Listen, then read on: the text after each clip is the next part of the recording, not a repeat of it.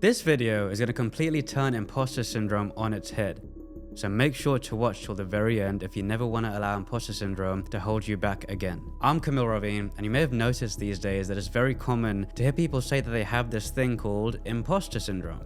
For those of you who don't know, imposter syndrome can show up in many different ways. It might feel like you don't belong somewhere. You aren't qualified to be there. You're going to be found out. You're going to be found out to be a fraud or to be seen as someone who just isn't qualified to be in that position. It might show up as thoughts of not being good enough or worthy. And this could be in so many settings. It could be at work. Maybe you've started a new role and you got a promotion. And in that new role, you might feel like, oh, I don't feel like I belong here. You know, I'm not qualified for this role. People are going to find out that I don't belong here. It might show up as a new parent. You might feel like you're not qualified to be a parent, to raise your kid. Or maybe you've been running a business. You could be new in that business. You might be in it for a few years. And with your clients, you might feel like when you're working with them, they're going to find you out. They're going to find out that actually this person that they think you are.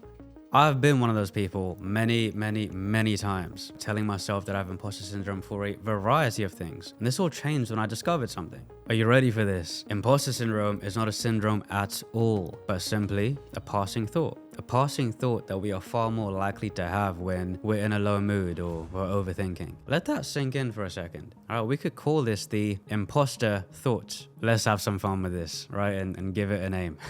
Sometimes this imposter thought might come along and give us a visit. It might come along in our minds and here we go, here it is again. Now, this doesn't mean that we suddenly have a syndrome. It just pops in and that's all it has to mean. Just the thought of being an imposter has now popped in. And that's okay. It's nothing that we actually need to worry or stress about. Now, why is this useful to see in this way? If I start getting worked up when those thoughts come along and tell myself I have imposter syndrome, what do you think that does? It reinforces the narrative. It reinforces the story, which makes it worse. You see, we only believe we are an imposter when we take ownership of those thoughts. Otherwise, it's just a friendly visitor that's passing through. I still sometimes have those thoughts come along. The only difference now is I don't pay them as much attention or give them as much meaning. And that's the difference. So to summarize, imposter syndrome isn't really a syndrome. It's just a passing thought. But before I finish, I'm going to add something to this. Sometimes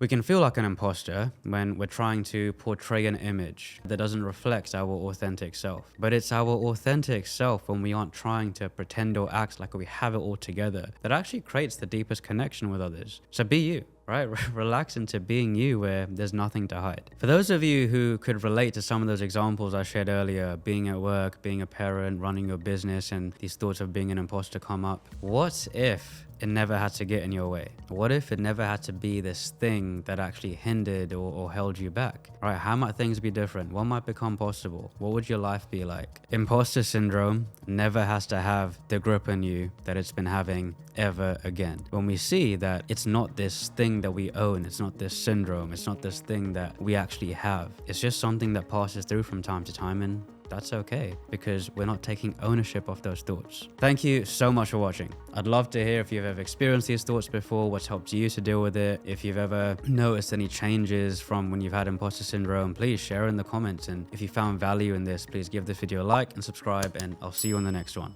Love you all.